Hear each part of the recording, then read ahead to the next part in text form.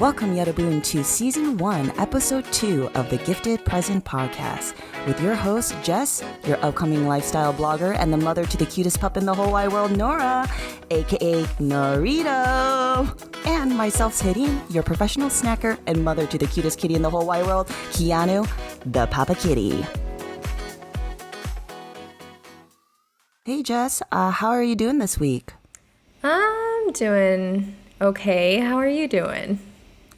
I'm doing okay. Can you tell our listeners today what we'll be talking about? Yeah, this week we are going to be talking about loneliness and having a healthy relationship with yourself.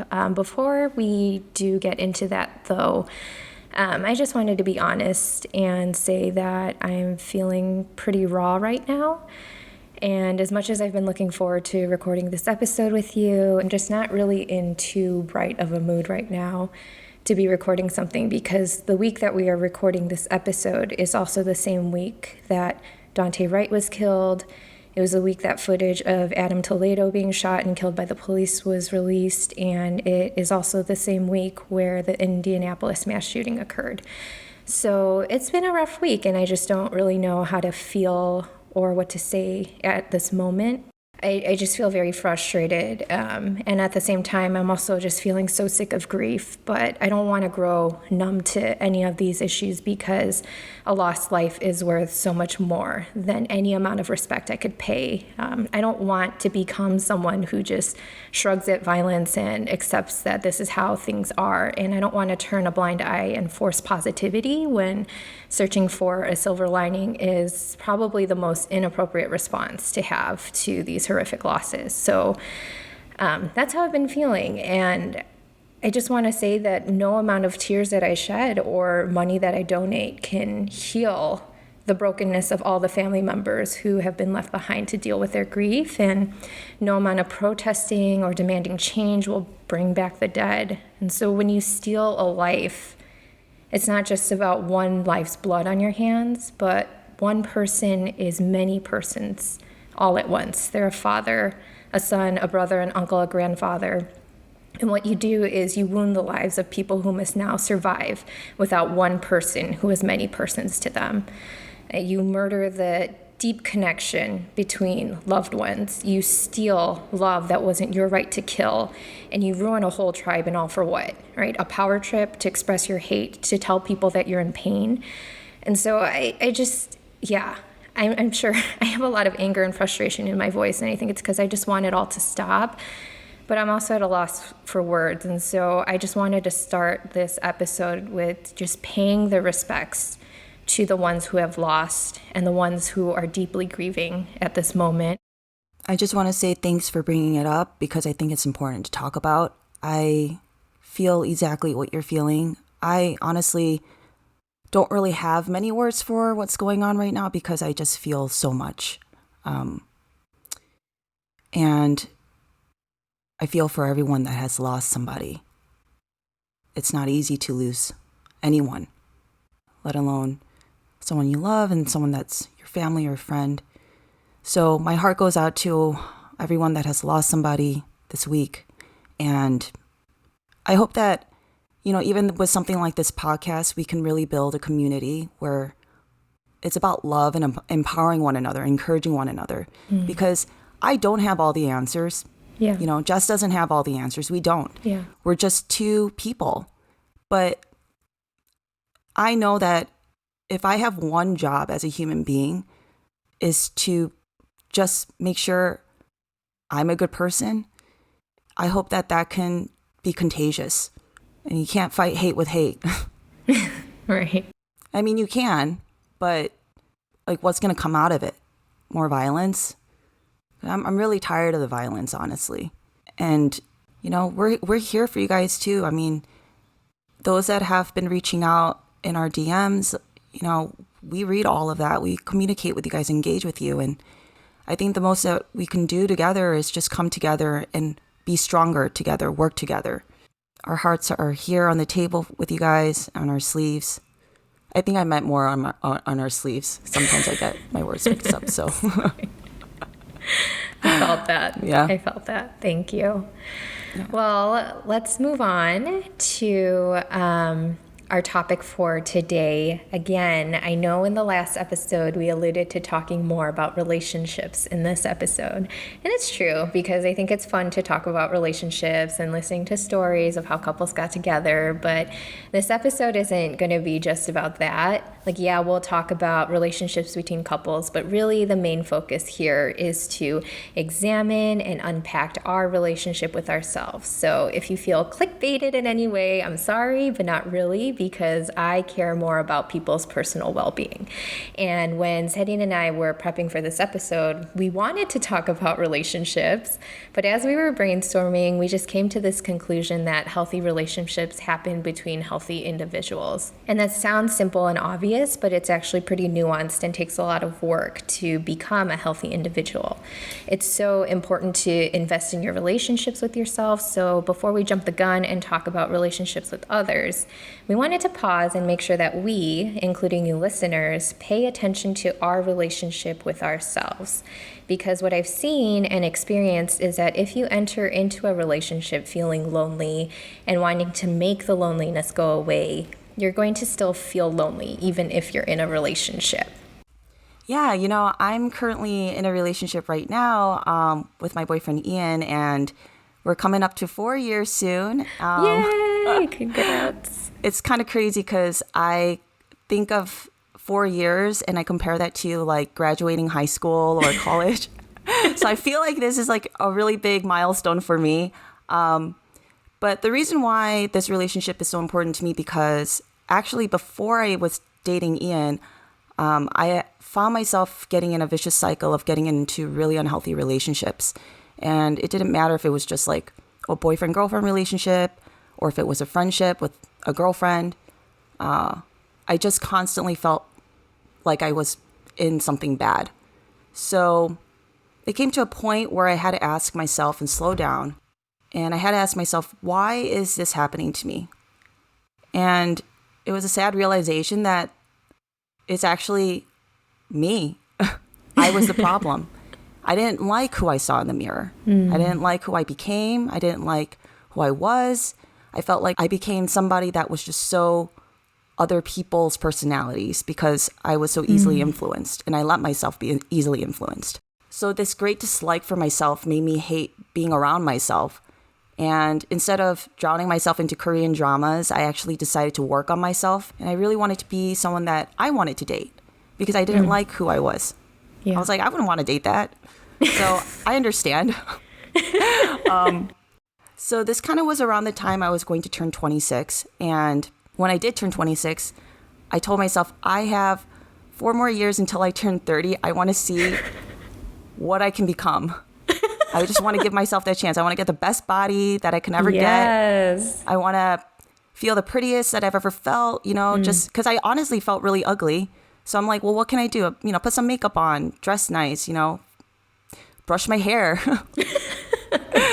And just constantly just doing that, it took work and it took time, but slowly but surely I started to like myself. And that's when I actually met Ian. Oh, wow. Yeah.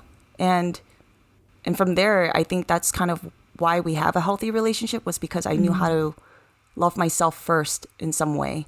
Ooh, that is so good. And I totally agree with you. It's so important to talk about investing in ourselves and having a healthy relationship with ourselves because, first of all, there's such a general interest in the idea of relationships, but there aren't a whole lot of promising trends around it. So for example, in 2018, the online dating industry reached a worth of $3 billion. However, quick fixes like dating apps actually make us lonelier. In a 2016 survey done by Hinge, 54% of their own users stated that they felt lonely after swiping and using the app. And in a 2017 study published by the American Journal of Preventive Medicine, it found that people who reported to spend more than 2 hours a day on social media were twice as likely to feel lonely than those who spent half an hour on those sites. So many people enter into relationships thinking that it will remedy their loneliness, but this isn't the case. There's also more research that's been done, and the number of people who are unhappy at home is rising. We're at the highest level that we've been in terms of having the number of unhappily married couples since 1974. So in saying all of that, I just want to first say that if you're dealing with loneliness, I just want to take the time right now here to validate that loneliness. It's very real and it's very unique to you. The reason you are feeling lonely can be completely different from why someone else may be feeling lonely. However, I do want you to know that you are not alone in your loneliness, as loneliness has become an epidemic in our country. More than 3 in 5 Americans feel lonely, and I'm sure that that number is higher with COVID and the pandemic right now. So it's such a crazy picture for me to think that the majority of us are experiencing loneliness in all of our lonely bubbles, and it makes me feel sad too because we're so isolated while we're sharing similar experiences with each other. So instead of escaping loneliness today, we're leaving judgment at the door, and we're going to sit with this loneliness with this episode. Let's examine it and learn to be better at listening to it and figuring out what it is and what it's trying to tell us about ourselves. So how does that sound, Sehlynn? I think it sounds good. You on board? You ready? Yes, I am ready. All right, let's dive go. in and talk about our loneliness. I'm so lonely, lonely, lonely. Do you know that totally, let's edit that part out. No, I like it. Do you know that 21 so song? Lonely, Yeah. lonely. Lonely. Oh my God. I was thinking more of like, I'm all by myself. Don't wanna be. Why'd you stop? Oh, I'm gonna make some people's ears bleed. Sorry about that. No, that was beautiful. All Thank right. you. So first I want to talk about what is loneliness.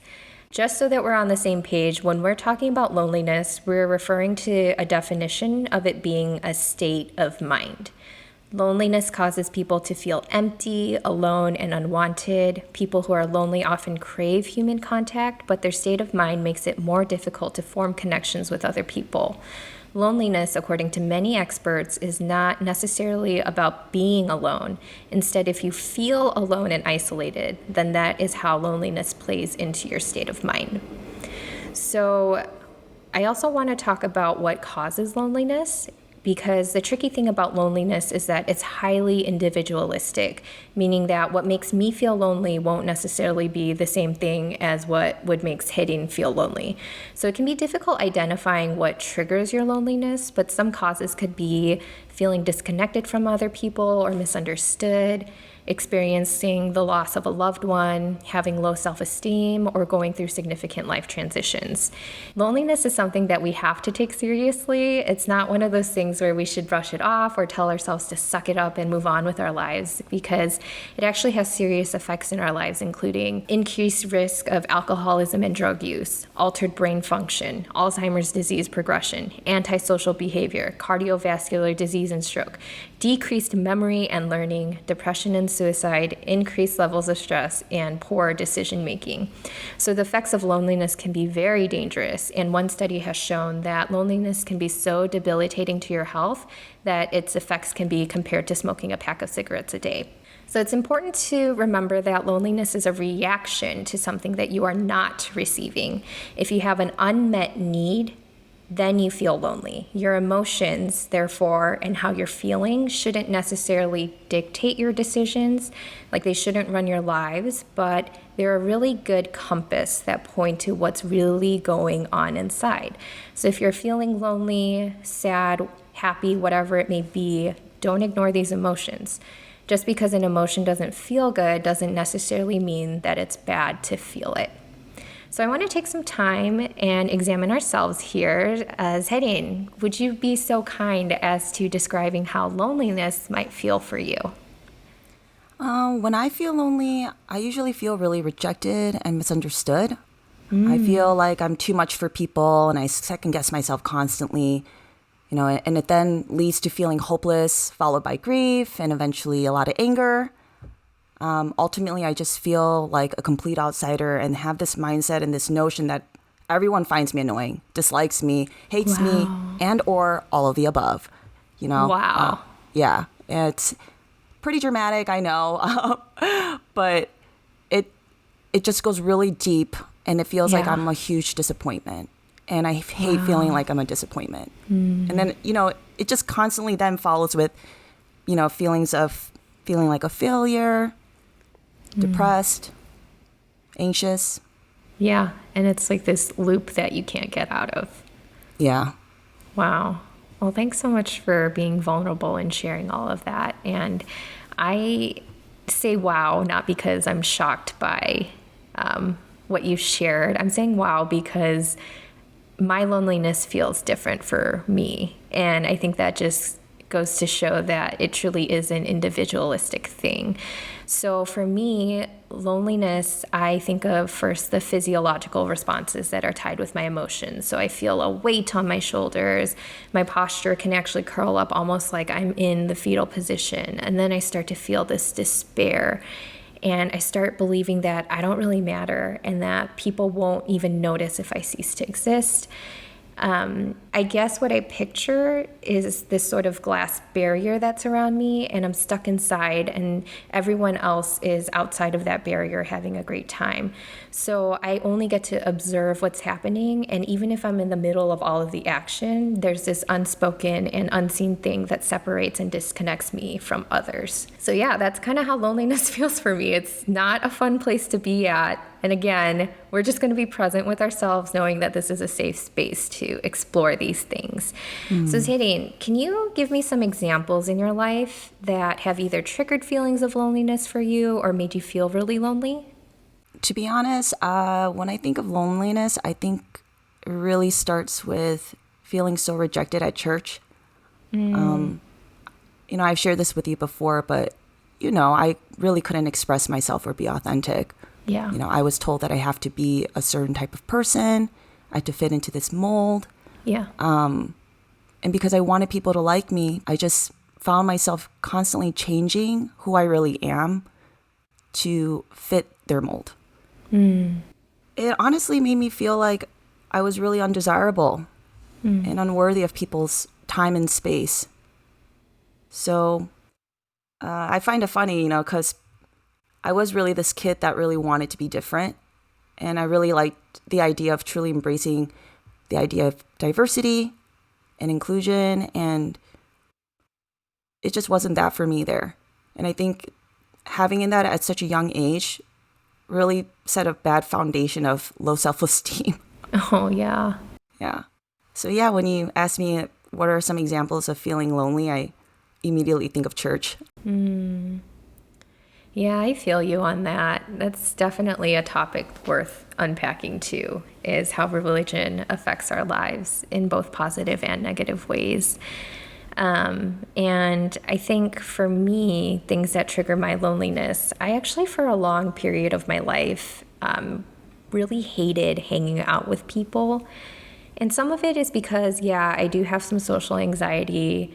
But also for a while, anytime I hung out with someone or a group of people, I would leave feeling so empty and lonely. And it's not like I was hanging out with a toxic crowd. These were genuinely kind people, but I just felt like I couldn't connect with them. And because of that, I would leave feeling every interaction and hang out feeling so alienated and lonely. I just constantly thought that I just wasn't finding the right type of people, but as I've traveled from friend group to friend group, feeling lonelier and lonelier, I eventually realized that the common denominator in all of these friendships was me, similar to what you were saying earlier, Sehlynn. And I had to stop victimizing myself and blaming others for my loneliness and my inability to connect with others. And looking back, it's really petty because it all just came down to my own insecurity, is what I've realized. I'm super reserved when it comes to telling people how I genuinely feel, so I have a tendency to not share anything about myself unless someone asks, because the logic in my brain is that, oh, if they're genuinely interested in me, then they'll ask questions about me and want to get to know me. So I found myself myself, like, this sounds so stupid saying it out loud, but I found myself testing people by essentially playing hard to get. And eventually people would just get sick of the game because there's no payoff. So petty. I know. It's so petty. So I was stuck in this vicious cycle of thinking that people don't want to get to know the real me, but I was also so overprotective of myself that I was my very own barrier from making genuine connections with others. And when I further unpacked that, I realized that my fear of having people genuinely get to know me was really a self-esteem issue. I truly believed that I wasn't interesting, so I would have to put on a show or adopt another persona for people to like me. Dude, totally. I know I sound like a valley girl right there, totally, but I feel you, girl. I feel the same. The whole hard to get thing, I do that too. I think... I know, I still do that. For me, I feel like I always try to ask people about themselves because I don't really want them to... Like, I just don't want to reveal all of it. But then... Yeah. But then, I don't know. Maybe that contradicts myself too because sometimes I'll overshare and I'll like word vomit about myself. It's a delicate dance of playing hard to get. And I'm realizing that, like, no, just stop. Like, it tires me, it tires the other person, it goes nowhere. But it's like I understand because like you want that, you just want to know. It's like you want to know their true intentions. Oh yeah, that's true. And sometimes, for people like us, you have to show it a few times. Yeah, and what I just thought of is that it is so sad if someone else that I was trying to be friends with had that same insecurity. So we're both trying to play hard to get. Like, we both really want to be friends, but because we're so insecure, we don't end up being friends. Like, that is so sad that something like that could happen. Do you think that ever happened to you? I wouldn't be surprised. I really wouldn't be surprised. Like, I'm just so wrapped up and self-absorbed in my own insecurity that I can't notice that, hey, other people might not have it all together either. And they might be having their own insecurity, and that's why we feel like we're not being good friends to each other. Yeah. That was good. But I guess, like, one other thing that I do want to talk about is, and again, thanks so much for sharing and being so vulnerable here. I feel so understood, and I'm really thankful. Girl, I got Thanks for understanding my pettiness. Don't need to feel petty with me. I get it. I totally understand. So, I mean, all kidding aside, when I feel loneliness, I want to do whatever it takes to escape out of it. So I just wanted to know, what are some escape mechanisms that you fall back into when you're feeling lonely? Like, I, for example, will numb myself and suppress it by distracting myself. So if you see me binging on YouTube and Instagram, those are red flags that I am ignoring my emotions. What about you, Sehlynn? I do the same, and I ignore people. I just isolate myself. I just go into my cave, and I don't leave. So I'll sleep, I'll eat, I'll do retail therapy on my bed, online shopping, and I shut myself out from the world when when I feel really lonely.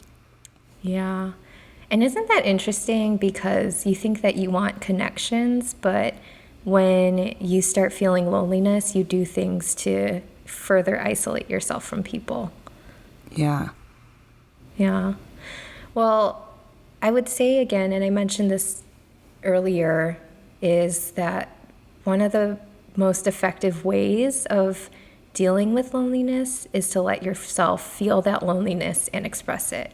Like, don't try to pent it up. Find a safe space, if it's in your room or going outside for a walk, to just admit and acknowledge and feel it. Even just expressing it can alleviate some of the pain and make you feel a little better because you're letting it out of your system. It's kind of like anger. Like when you're feeling really pissed off, it helps to let out that steam by going on a run, screaming, or punching something, not someone, something. And it's the same thing with loneliness, is you have to find a healthy way to let it out of your system. And you can't let yourself fall into that rabbit hole or start running on that pointless hamster wheel of dark thoughts that only feed your insecurities. So I guess in terms of, dealing with loneliness, Sehlynn, what do you think are some things that have helped you to address it? What do you think the opposite of loneliness would be? I think a common theme I see when we talk about loneliness is a lack of self-acceptance. We're insecure. When we have a hard time accepting ourselves, I feel like it does lead to us just shutting people out. And so understanding that, there's this theme of a lack of self-acceptance, I think the opposite is just accepting yourself. And I think the best way to work on that is to show up for yourself every day, because you want to be the best version of yourself, because you want to see how high you can really jump, because you want to give yourself that moment and that chance to believe you were born to just do more than just breathing. I know this sounds lame, but when I was a kid, and I kind of still secretly believe this, which is probably why I feel like I'm really resilient. But I like the idea that I was born for greatness. Because if I don't think that way, I think life is really boring. Like, what am I supposed to do? Just wake up and do the same routine every day? Like, this world has so many things that you can do and explore. Like, why do I want to limit myself to one thing? And I think that even comes with the mindset of how I view myself and how we view ourselves, right? Like, we shouldn't limit how we view ourselves. Like, give yourself the chance to do something that you always wanted to do.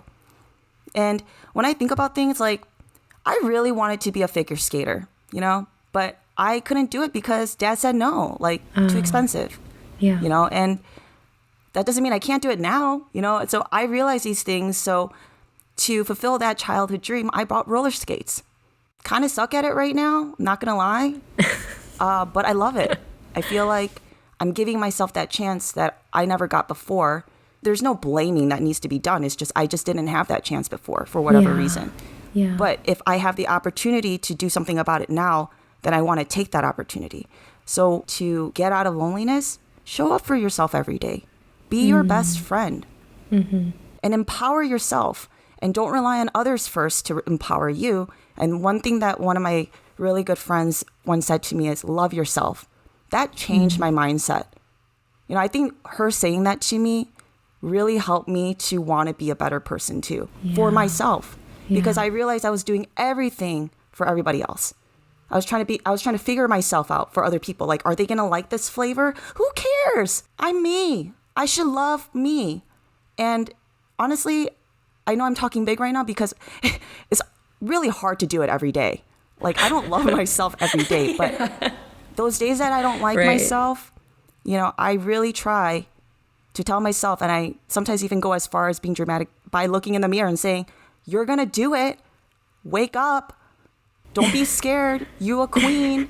I give myself these pep talks, and it helps. One thing I really found that's super helpful, I hope this doesn't sound weird, but whatever. There's no judgment zone, right? Right. But give your alter ego or that negative critic, the voice in the back of your head, a name. I named mine Michaela, and I tell her to be quiet. I tell her that I had enough. I say, hey, Michaela, thank you for your opinion. It was unsolicited. And you can go back and go sit down now. Yes. Bye, Michaela. Bye, Michaela. So if you need to do things like that, just something simple for yourself like that, even if it's stupid to other people, do it. Who cares?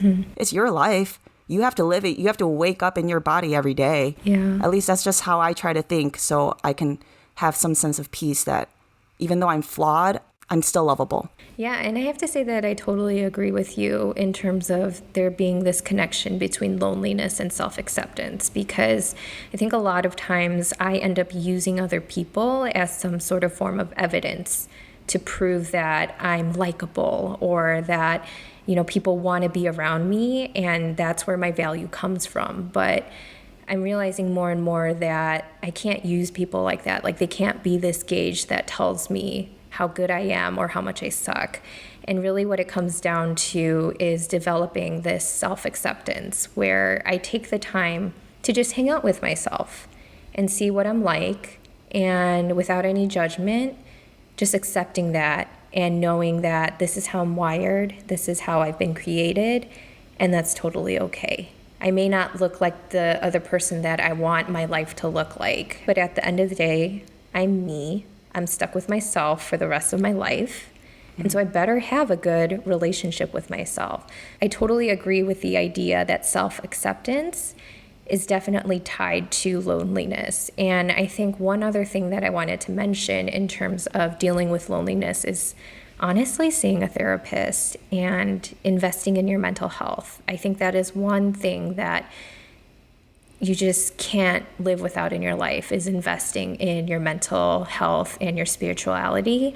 So I've been seeing a therapist for about a year, and it's been so good. And I just feel so fortunate because I was able to finally find a good match for myself. Like, it took some time, but I finally got there. And just being able to unpack and hear someone else's perspective and receive that professional help, because a lot of times when you present heavy topics like loneliness to your friends, they don't have the training to understand how to unpack that with you. And we shouldn't ever place the expectation that they have to be these professionals who are prepared to talk to you about mental health issues.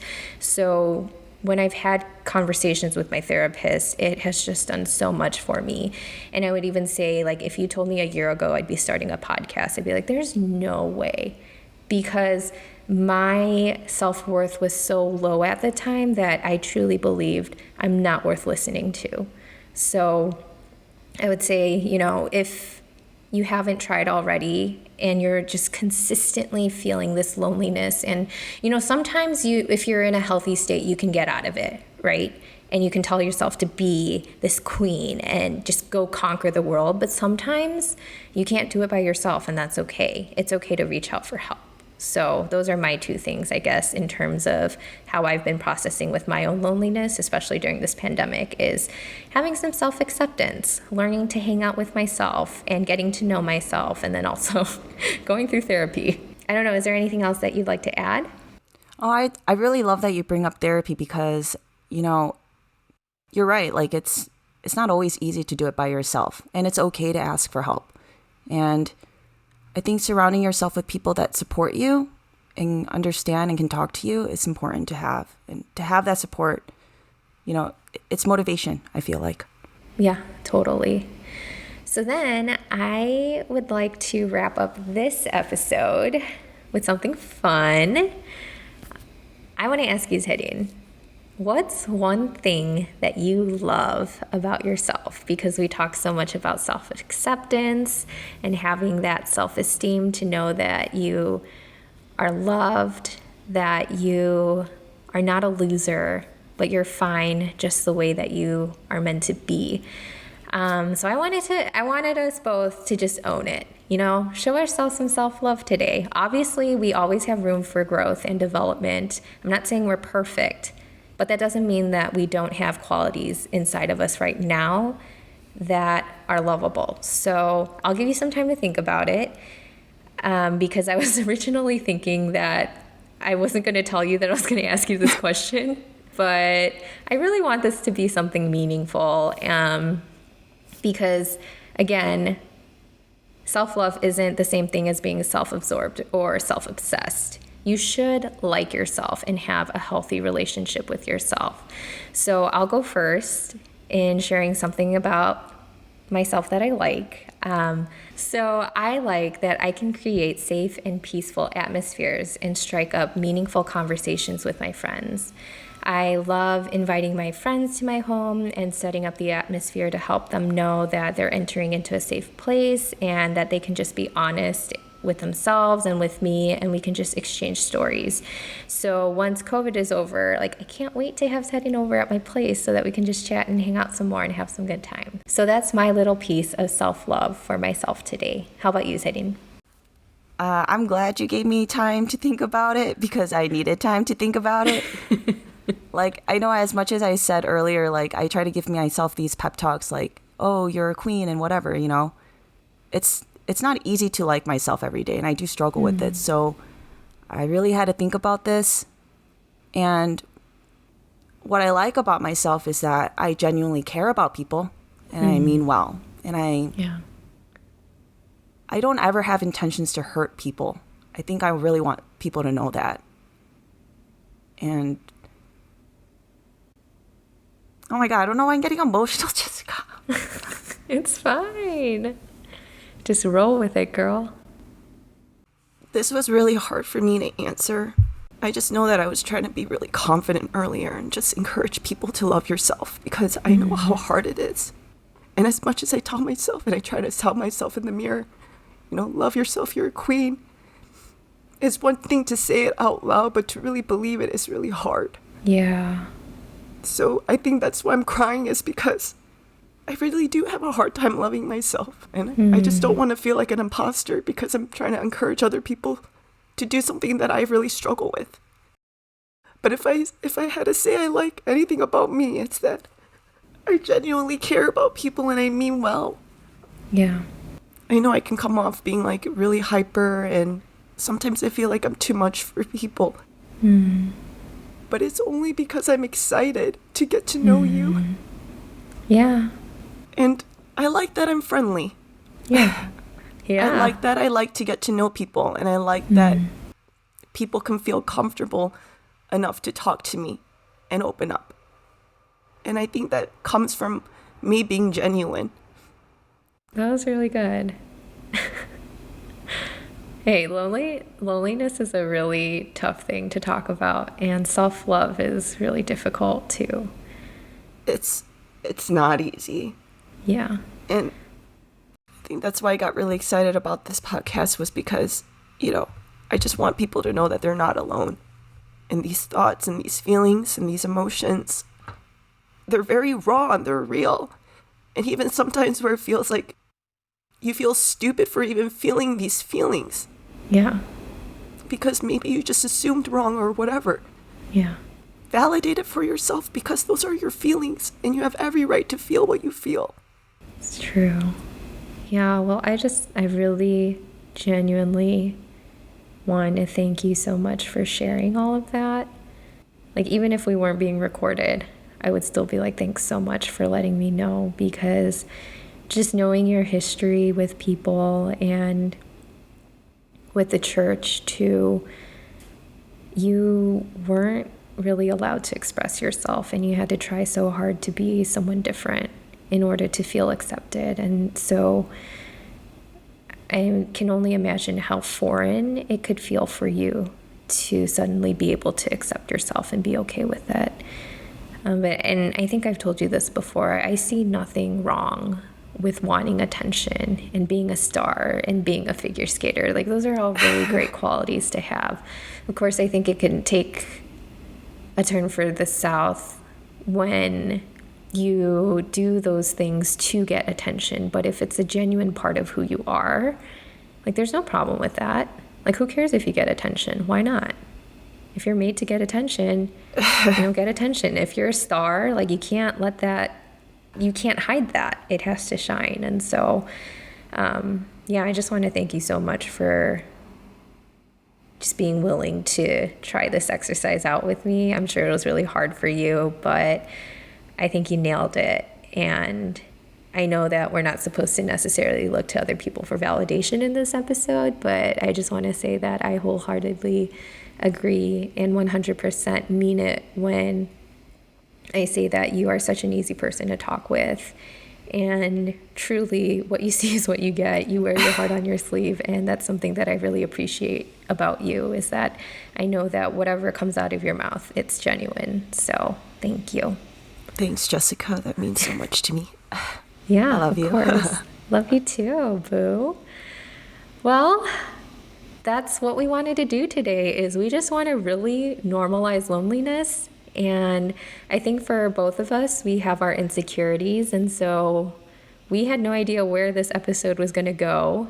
And I just hope that you feel a little less alone in your loneliness. And it's totally okay to feel lonely. If anything, people should feel lonely, and they're allowed to feel lonely even if they're surrounded by people who love them. Because human beings are social by nature. We crave connection. And why do you think social media exists? It's our attempt at shortcutting the long process it takes to build relationships. So whether you're in a relationship right now or you're single, it's okay to feel lonely. You're not a loser because you feel lonely. So I would say before you jump back into building relationships with others, take some time to build your relationship with yourself this week. You can't have healthy relationships with others unless you have a healthy relationship with yourself.